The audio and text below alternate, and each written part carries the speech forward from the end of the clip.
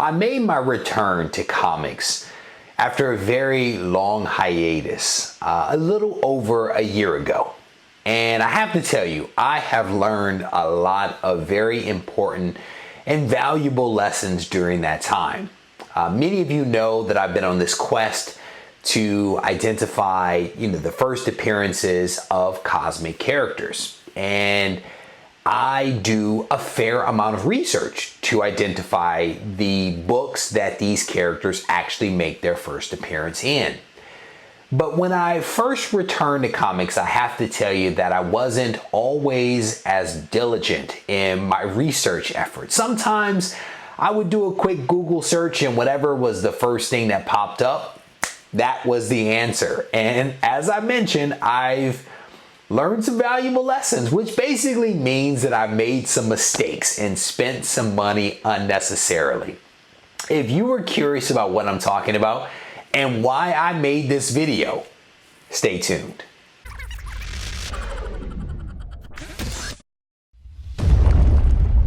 Reggie here, your friendly neighborhood bodybuilder and comic book collector, and I want to welcome you to another one of my videos. In this video, I'm going to talk about one of the valuable lessons that I learned, and also what I ended up doing after I learned that valuable lesson. So as you heard in the intro, I like cosmic characters, and I like doing research around cosmic characters to identify the first appearances and sometimes even the first full appearance of those cosmic characters. To me, the research is all part of the hunt, right? It is the experience that makes the acquisition of the book that much more enjoyable for me. But anytime you're doing research, it pays to have a little patience. And when I first returned to comics a little over a year ago, I wasn't the most patient. I was in a rush. I felt like I was playing catch up to the hobby, and I made some mistakes. And one of those mistakes was the acquisition of a book that turns out to be not worthless, but certainly not the book that I thought it was. And I am specifically talking about this slabbed book in my hand that I have had in my possession for several months now, trying to figure out what I want to do with it. So this is Thor number 188. It is a 9.2 CGC slab with white pages. It is a really nice book. It has a date stamp and everything, and I don't have very many books with date stamps, but this is a very nice date stamp marked February 25th, 1971. It really is a nice book. Now, what is it that prompted me to buy this book? It was the words right here, infinity. Right? I was in the process of doing some research around the cosmic character known as Infinity.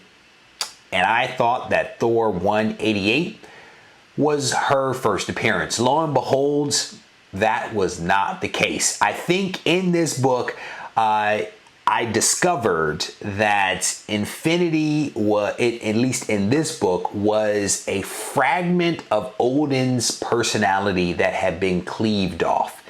And I think it was over the course of this book, maybe even the next book, that Thor did some things to help reintegrate the Infinity personality back into Odin. And I think that all happens in this book. I honestly don't know, because I have not actually read this book, because once I found out that this wasn't the correct book, I kind of left it in a box. But anyway, it pays to do your research. So I was a little disgruntled after that experience. I took a little time away from hunting for that particular book, and I finally got back to it after doing a couple of other things. And I am pleased to report that I actually now have the first appearance of Infinity, and it is Quasar number 24. This is a pretty nice book that I picked up recently. It is definitely an undervalued book, but here on the cover you can actually see several cosmic entities, which kind of gives you a clue as to what this book is going to be about. So I got this thing the other day, and of course I had to pop it open to confirm that Infinity is indeed inside this book. The book has some amazing white pages, which I think is great. It could use a little bit of a press. There's a little bit of some warping down at the bottom of the book, but nothing that a quick press won't knock right out. So kind of flipping through the book here, you come in to contact with a couple of cosmic characters, right? There is Galactus's ship there, and you can see him over here on this other panel. So a couple of cosmic characters popping up in the book. Continuing on, you run into Thanos and also Mephisto. And so continuing to flip here, and there we go. There is Infinity in all of her glory. And of course, there is a full body shot of her as well. And so for those that don't know, Infinity is a cosmic entity. She represents space. Her brother is Eternity, who represents time, and together they represent space-time. Because as you guys know, cosmic entities kind of represent or play a role in the universe in which they serve. This is essentially the role that she plays. So a couple of cool things in here. There are some celestials that pop up in here. They're on the cover, and then they also pop up in the book further along. Hopefully I'll get a chance to read this book fairly soon, because I do enjoy reading about these cosmic characters. But I'm pleased to finally have this book in my collection after making that mistake.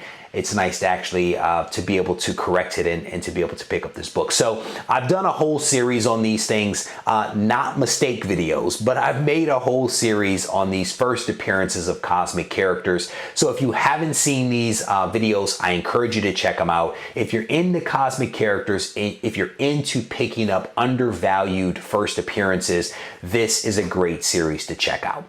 But as always, I want to thank you guys for taking the time to watch this video. I hope that you found it informative, and patience pays.